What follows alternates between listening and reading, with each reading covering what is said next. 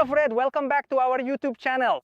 Today we're at the Sevilla Circuit to talk about an orange supersport, the KTM 990 RCR. It kept us waiting for a while, but now it's finally here with us. Let's go!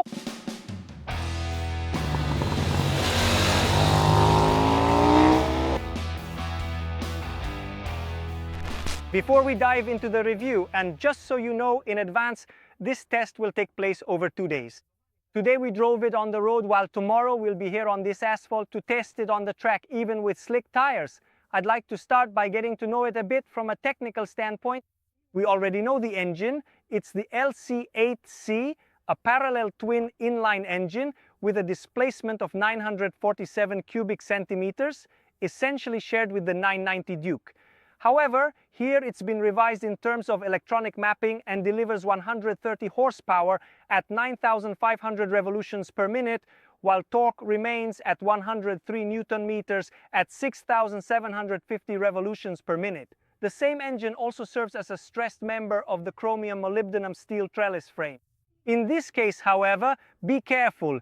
Even though it may look similar to the one on the 990 Duke, it's actually quite a different component, both in terms of rigidity and the offset given to the fork, which is therefore positioned a bit further forward, and it also has a slightly longer trail. But above all, in this central area, you can notice an extra hole and different stiffening ribs, because here the rear suspension is no longer mounted directly onto the aluminum swing arm, whose rigidity, by the way, has been reduced to match the increased stiffness of the frame and still provide great riding feel. As I was saying, it's no longer a direct mount, but uses a progressive linkage, which is actually quite unique both visually and in how it works, with a sort of quadrilateral design somewhat reminiscent of automotive style, which acts as a relay to the frame itself. As for the shock absorber itself, it's a fully adjustable WP apex unit, while up front there's also a WP apex fork with 48mm stanchions, adjustable for compression and rebound in the hydraulics, thanks to the now familiar adjustment knobs on the fork caps that we've come to know on all the latest generation WP components. Down below, the brakes are top-notch, I would say, with 320mm discs, Brembo iPure calipers, a Brembo MCS radial master cylinder that's adjustable both in lever span and reach, of course. Then there's a truly comprehensive electronics package, showcased by a completely new 8.8-inch instrument cluster with a very horizontal layout. The 990 RCR is actually the first KTM to bring this new display to the road starting from November 2025, featuring a resolution of 1280 by 720 pixels, 250,000 colors, so it's really a sight to behold, not just impressive on paper but also stunning in person. Aesthetically, it's truly pleasing and, as I mentioned, gives access to all functionalities, with standard multi-map ride-by-wire including rain, street, sport, and a fully customizable mode called Custom. As is KTM tradition, you can add electronic packages, particularly the Tech Pack, which includes both the up and down quick shifter, the Track Pack, access to the additional track mode, and 2 more custom mappings. The track mapping, by the way, can even display a nice real-time telemetry animation on the instrument cluster. In fact, I've made a dedicated video about the instrument cluster since there's so much to show to help you understand exactly how it works. And that video is reserved for channel subscribers. But let's move on. In addition, the electronics package includes a standard cornering ABS, which now has 4 modes, one of which is called Supermoto Plus. The plus here means that there's extra assistance for the rear compared to the regular Supermoto mode. It's not completely disabled, but after a drift angle of 8 degrees, it kicks back in. In short, it lets you push the limits without leaving you without a safety net. All of this is packed into a bike that weighs 195 kilograms ready to ride, including fuel in a 15.7-liter tank, and costs, and I know this is the point many of you were waiting for, the price. It costs 15,990 euros. To which you need to add, as mentioned, the Tech Pack, which should cost around 700 to 800 euros. So we're looking at under 16,000 euros for the fully equipped bike. But now, enough with the chit-chat and technical specs, let's get into more detail about how it rides.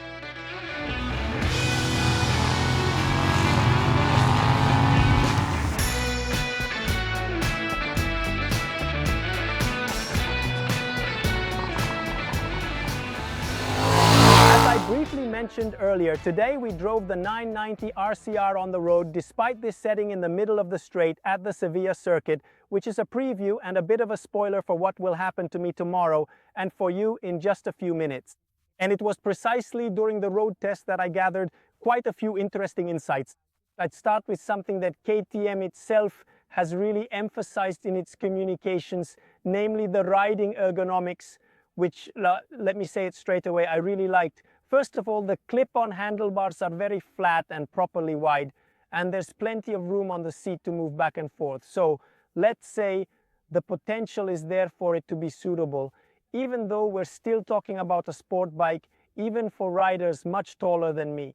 I'm 1.74 m and I felt really comfortable, but there's definitely enough space and potential to accommodate even those who are over 1.80 m. The area where your legs grip the tank is especially smooth, with nothing getting in the way of your freedom of movement. Actually, what I noticed is that some tank pads here on the side would be a good addition to improve grip during braking, and we'll see if that's the case. I imagine it will be, especially tomorrow with the harder braking on the track. The distance between the seat and the foot pegs definitely speaks the language of sportiness, but without being over the top, without creating too sharp an angle for your legs. Today, even after quite a few kilometers of static riding on the seat, I didn't feel any particular discomfort in my knees. And it's worth mentioning that even the stock foot pegs can be adjusted to two positions, one more aggressive and one a bit more suited for street riding. All the other contact surfaces with the bike are also good, with a fuel tank that has been shaped with sporty riding in mind, so it helps you both in terms of support when leaning and also when tucked in. But that's another topic I think I'll revisit in more detail tomorrow.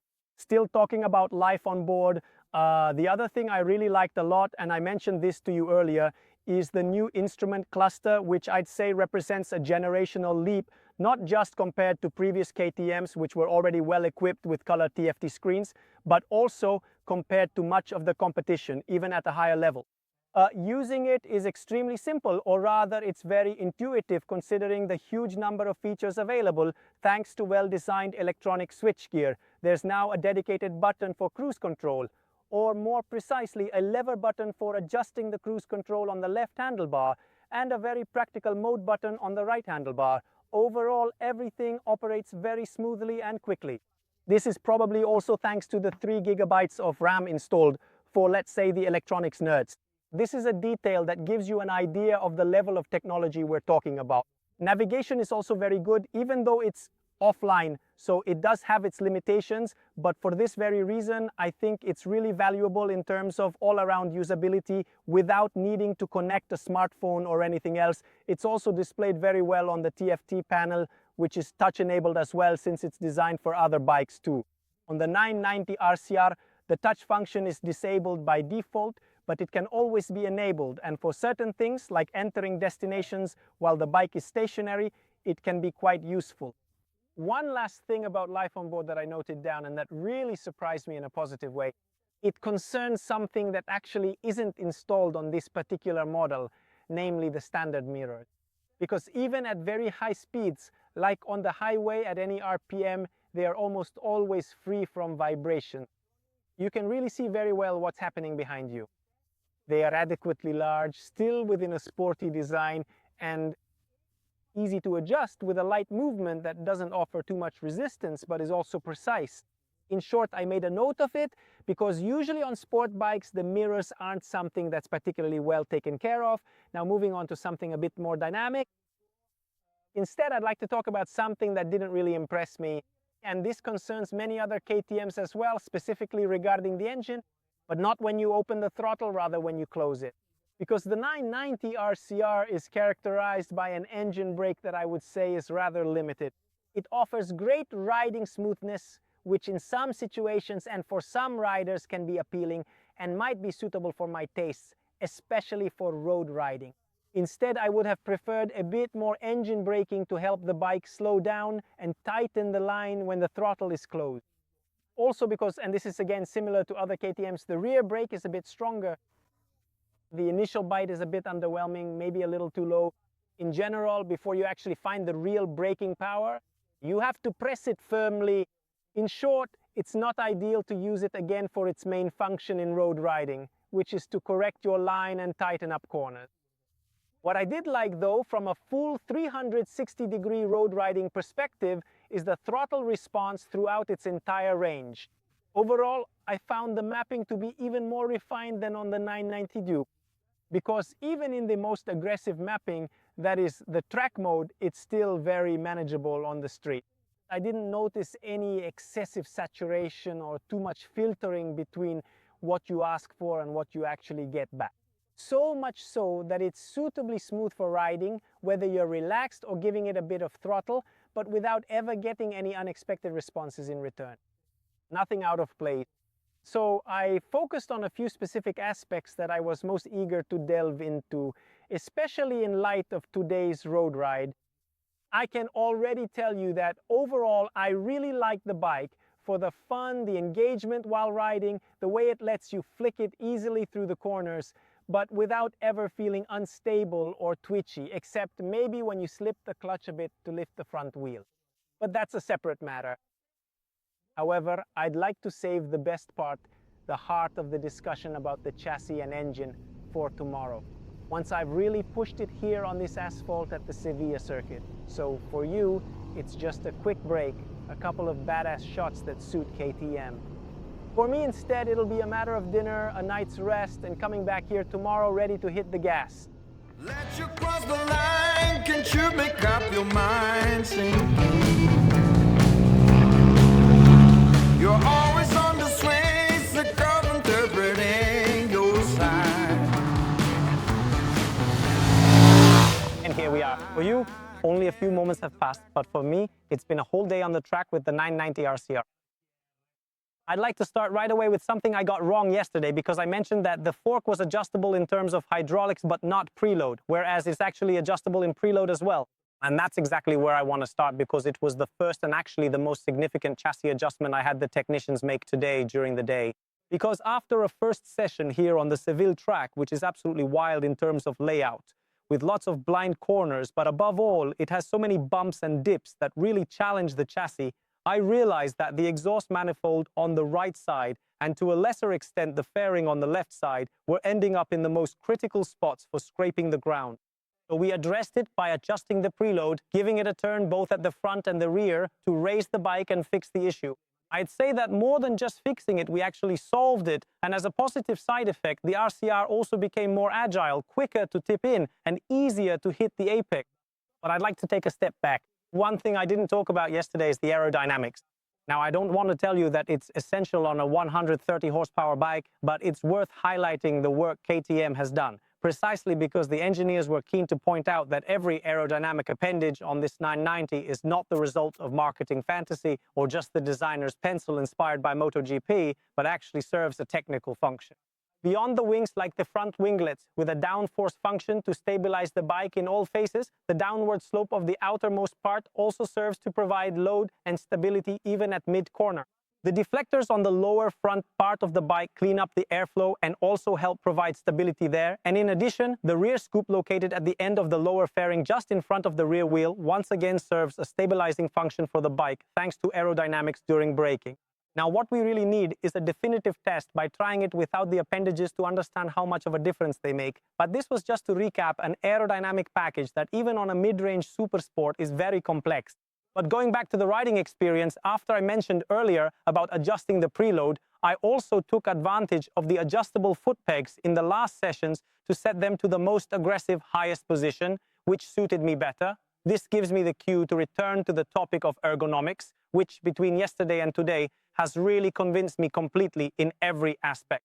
A riding position that isn't excessively sporty for the road, but then on the track doesn't feel like a compromise. It's simply the right position to ride without getting fatigued, having all the right contact points with the bike in every phase of riding and being able to control it really well. Plus, there's something I particularly appreciated, the ability to tuck in really well behind the windscreen with this feeling of being a bit like on a GP bike with a very narrow frame and bike, but a wide fairing. The only thing missing would be a recess to fit the chin guard of the helmet when you're tucked behind the windscreen. That's my only remark. Going back to the riding experience earlier, I mentioned the preload and how the bike has become more agile. Let me clarify this point a bit, because this 990 RCR is a bike that's more focused on stability. The feeling is that of a lighter superbike. In a certain way simpler, but not like a middleweight that's so really agile and quick that it feels twitchy.